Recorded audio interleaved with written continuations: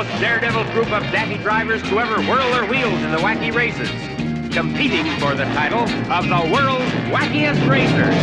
Hello everyone out there in YouTube land. Today we're going to take a look at Wacky Race Land #1 from 2017. It is written by Ken Pontek with art and cover art by Leandro Manco. And this first issue has quite a few variant covers, and the art on those are done by Tommy Lee Edwards, Leandro Manco, Dave Johnson, and Joe Prado. So far, it looks like this comic book run will be a 6-issue miniseries, and I hope to review all of them. If you're not aware, DC Comics and Hanna-Barbera have been doing reimaginings of their classic cartoon shows as comic books, with Wacky Race Land being a new version of the Wacky Races. There are also comic book runs based on Johnny Quest, Scooby-Doo, and the Flintstones. And if you haven't checked out the Flintstones yet, I have reviews on the first 5 issues so far, and I plan to review all of them over time. This first issue of Wacky Race Land has quite a few variant covers, and that's what drew me to it initially, that and the art style. If I were to sum up this comic in one sentence, it would be Wacky Races meets Mad Max Road Warrior. Now that's an interesting idea for a book, but does it actually work out as well as it sounds like it could? Well, let's find out. Okay, so first off, I'd just like to point out that this review is just my opinion, and you are free to disagree with it. And also, I'd want to point out that this review will contain spoilers. So starting off, we are outside of the Armageddon bar, and we hear some crude discussion between two of the characters. I believe it's Snively and another talking, but this book doesn't do a very good job of introducing who the characters are, and you just kind of have to assume who they are based off of who they most resemble from the cartoon. And sometimes you can't even do that because it's just word bubbles and it doesn't show who it's going to. So I'm not going to bother breaking down the dialogue in these opening bar scenes in the first 3 pages. Suffice to say, it's just very disappointing. I was very hyped up for this book, but the writing seems to be rather lacking. Aside from the lack of character introductions, and I mean this is a #1 issue, so you would think there would be, the characters themselves so far have just been really crude and unlikable. I know it's supposed to be set in a post-apocalyptic setting, but in Mad Max, you know, Max was still a pretty likable guy. So we have a fat joke, and we have them calling each other morons, which I guess passes for humor. So all of that aside, I really do like the idea of this book. It seems like it has so much potential, and I just really hope the dialogue improves. So after the bar stuff, we get this really cool splash page. It's of the race that happened earlier in the day, and it shows all the racers. We also learn that if someone wins the series of races, they get to go to somewhere called Utopia. I feel like if the whole comic was like this page, I would like it a lot more.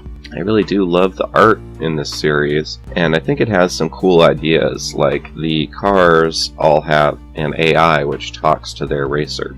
And they were all placed in this race by a mysterious figure who we haven't seen yet. And the racers have different theories about who it is, but they don't really know. Like, they think it's some kind of deity or something. They really don't have any idea, just theories. So it looks like Muttley and Snively set up a trap to lure something called Sandipedes. So that's pretty neat. That's true to their character from the show. They were always setting traps and stuff. And we see Penelope and her car run into the trap. Then it jumps back to the Armageddon bar again.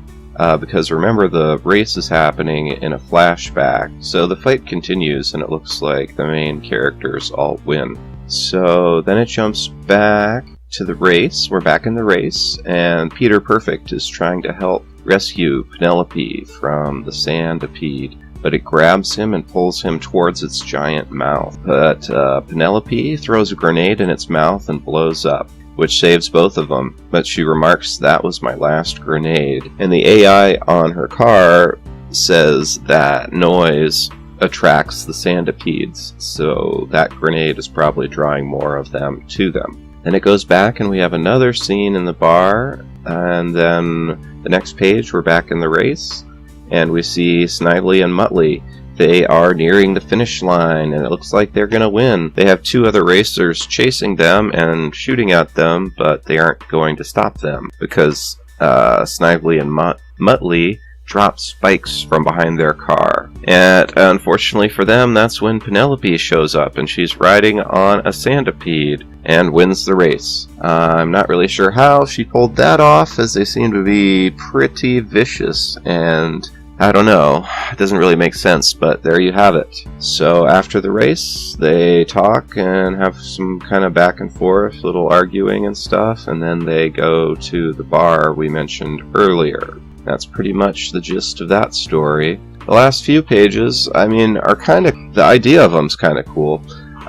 What it says here is, before there was the race, there were the racers. Fighting, starving, killing, despairing. The post-apocalyptic world is a Darwinian crucible where warriors are either forged or consumed. I wait patiently for each individual's lowest moment and then approach them with offers of utopia in exchange for the race. I am the announcer, and this is my function. So that's kind of interesting. It seems like the announcer of the race is some kind of an AI or something, and this is where it looks like we get a backstory on the racers. This is probably, at the end of each of these 6 comics, because here we have Lazy Luke and Blubber Bear, so it's a little bit of a backstory on the 3 of them, on those 2 characters. So that's kind of cool. I'm not really going to go through it. Basically, they are lost in the snow and they fight a bear, and it's actually pretty graphic. There's all kinds of blood and gore and stuff. It goes for 3 pages, and they end up defeating the bear, and they kill it and eat it, and I guess that's their backstory. So that's Wacky Races number 1. Let me know what you think in the comments, let me know if you've read it before. Personally, I would give the art, a 9 out of 10, or, even a 10. The writing, though, was a little weak, and I hope that improves. The book wasn't terrible. I'll definitely check out the 2nd issue, but, with something like this, I guess I didn't know what to expect. And I don't know if it's really my kind of thing, but I'll continue checking it out. If nothing else, it's got some awesome art. That's all for now, and as always, please like, share, and subscribe. It really helps me out a great deal. Thank you for watching. End of line.